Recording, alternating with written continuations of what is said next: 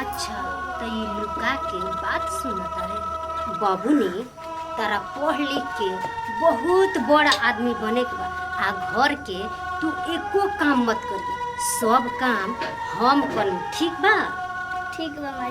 बाप रे बाप हम बेकार मौगी पर शौक करतो नहीं हमार मेहरू इतना सुंदर हम जानी हमारे बेटिया का मनबे ना करी लेकिन इतना बढ़िया बात बताओ तो एकदम मानी हम तो टेंशन में रहनी हो यही से बाहर कमाए ना जाती है बेटिया के हमारा भोजन करे लेकिन खैर अब चल तनी कमाए कोनो टेंशन नहीं है।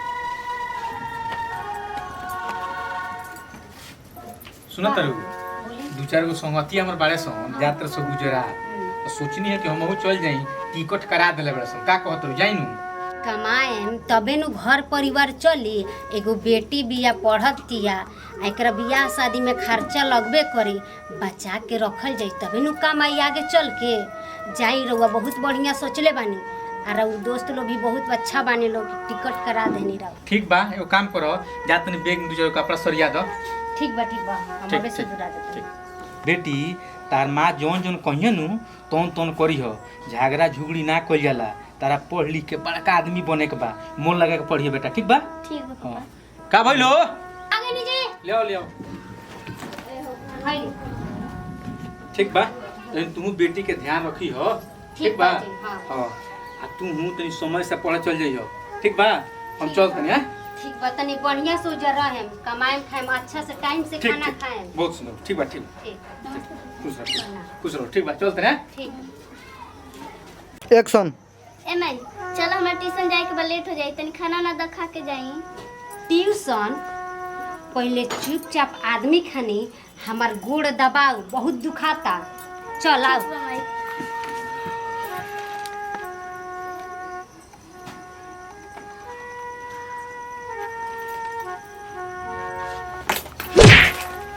फूल छुअतारू बुझाता तारा हाथ में दमे नहीं खे आई के बेरा एक हाथ थरिया दूधू थरिया खाना खातारू चलो उठ दबाओ जल्दी।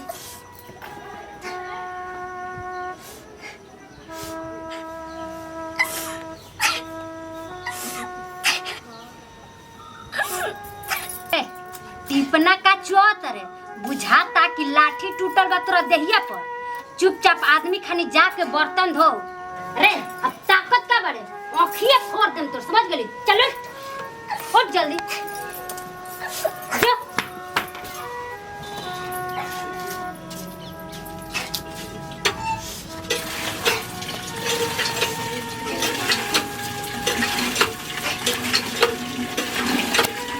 कैसे हमर माई जिंदा होती ऐसा दिन हम देखे के ना पड़े। माई तहर बहुत याद आता माई कहाँ चल गए हम लोग छू के। माई बाबूजी अलावा तनाव की माई बहुत प्यार करते लिया बाबूजी चल गए माई लाते मारता रही बाबूजी से कहे कि नहीं कि चाह बाबूजी दुखी हो जाए।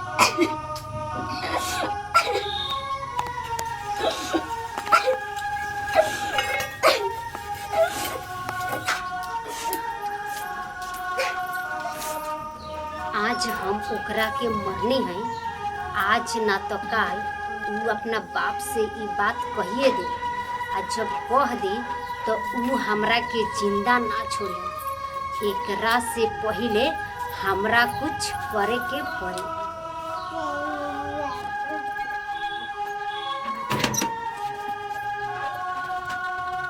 अरे भैया प्रणाम बैठो अरे बहू का सोचत रही का कहीं भैया हमार सौतीनिया के बेटिया बिया नु उहे हमरा टेंशन के कारण बनल बिया। अच्छा यही बात के लेके टेंशन में बारू। अरे तार भाई आ गई बारे तारा टेंशन कोइला के कोनो जरूरत नहीं है। वो कैसे भैया? ऐसे बबनी कि मीरवा के मार दे सब चिंते दूर हो जाई। ये बबनी सुन हमरा सुने में आइल बा कि मीरवा के नाना नानी मरे से पहले जाके पूरा जमीनवा मीरवा के नामे कर देले बालू।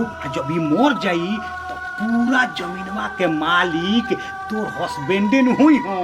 अभी तो वो बच्चा बिया 18 साल के बादे नु जमीनवा हाथ लगी। अरे बुर्बक हो, अरे अब मरे चाहे 18 साल के बाद मरे, तोरा रास्ता के कांटा तो साफ हो जाई। वो तो ठीक बा, लेकिन ओकरा के मुआवल कैसे जाए? कैसे मुई रुक हम तक बताओ तनी आओ।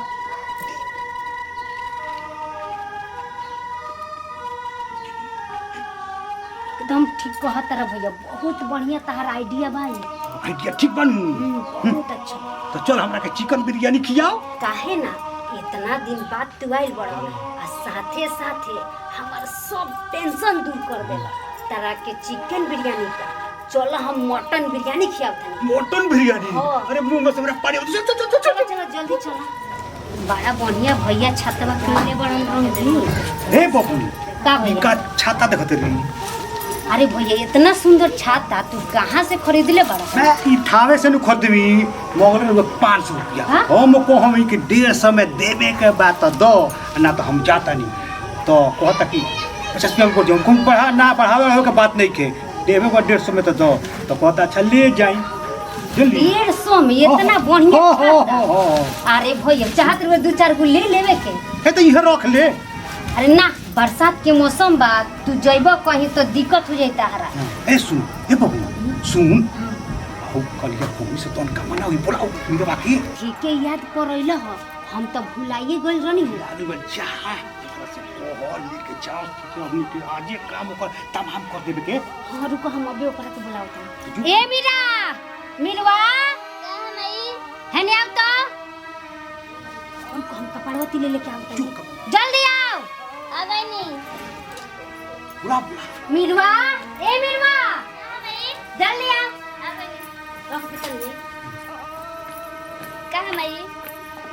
ओहा तनी नु जो इनार पर हई कपड़ा धो के आओ, बहुत बढ़िया इनारवा पर साफ हो जाला कपड़ावा। ठीक बा मई दा। ठीक बा। ए बाबू चल गई जल्दी चले के तब पीछे के सुर में रही पिछवा से काम करता। हाँ जल्दी चल तो चलो चलो चलो।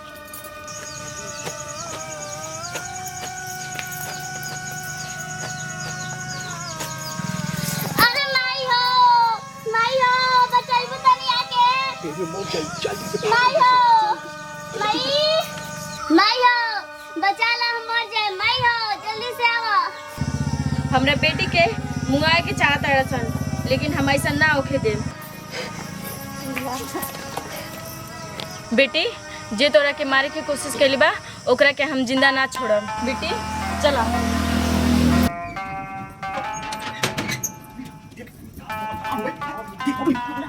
फेनु हमरा मटन बिरयानी खाए के मन करता, ऑर्डर कर दे, पार्सल चल जाई या खाई के खूबे आज।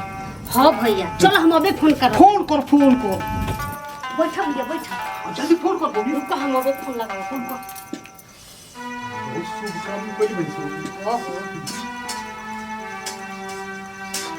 हेलो सुना, तनी जितना जल्दी हो सके उतना जल्दी हमरा घरे मटन बिरयानी लेके आवो, स्पेशल वाला। हाँ, और स्पेशल। उहो फुल, हाँ, ठीक फुल। बा? हाँ जल्दी आवो।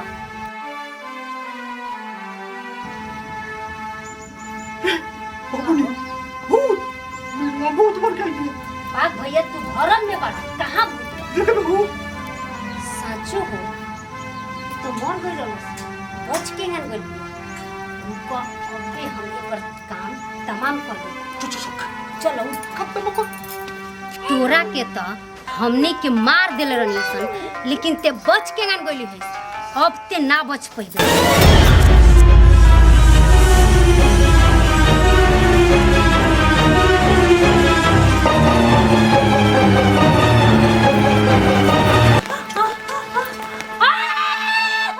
हमरा बेटी के मारे के कोशिश करत रसन, हम तोरी के जिंदा ना छोड़ब।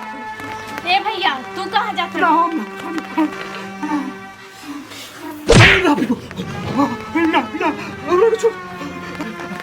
अरे बाप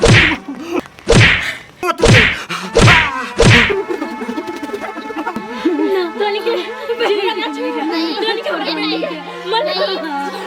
माई। एगो तो माई बचल बाड़ी, तू तो मरिए गल बाड़ू। ऊ हम मर जाए हम केकरा के माई कहे। देखला सन जोने के तोनी के मारे के कोशिश करत रहला आज तोनी के जान बचा देलस आ एकरा बाद के मारे के कोशिश कैला तो तोनी के जिंदा ना छोड़ब।